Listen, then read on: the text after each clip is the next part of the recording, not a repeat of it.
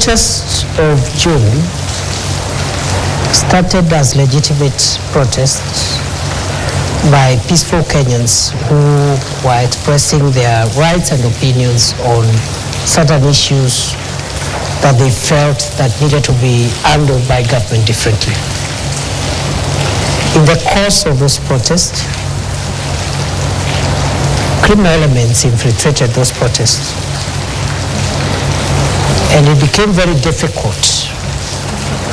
On the one hand, you have protesters whose interest is just expressing themselves within the constitution, but within their midst, there are people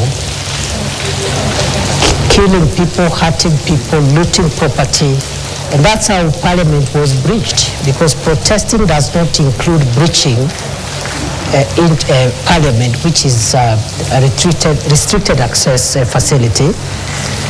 And that day, we came very short of the burning down of Parliament.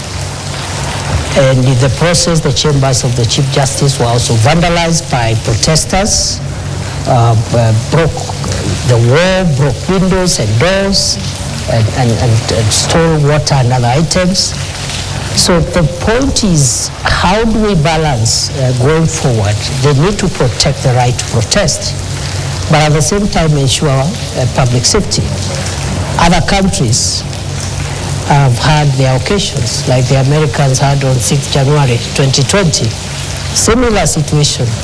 People are unhappy with an election outcome, and they just venture into constitutional institutions and run amok and bring violence. So it is unfortunate we had that mix-up between honest, legitimate protesters and cruel and dangerous criminals who really caused a lot of pain, death, destruction, and almost put down some of our institutions.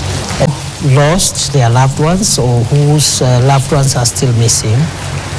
I would say that it's unfortunate that this country went through what it went through in June, July.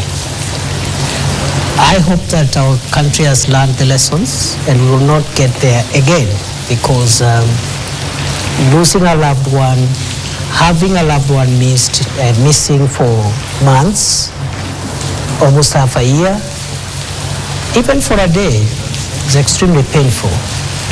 And therefore, as I said when I responded to this matter earlier on, maybe not on this forum,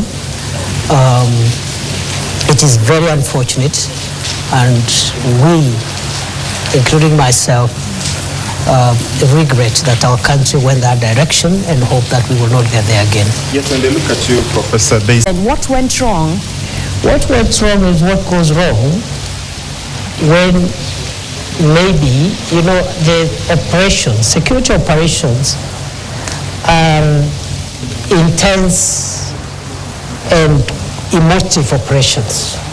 It's not somewhere where an officer will be told, when you reach there, do this, do the other. So what we have are general policy guidelines. For example, the use of labor force is reserved when to apply when the life of the officer is at risk. So was if a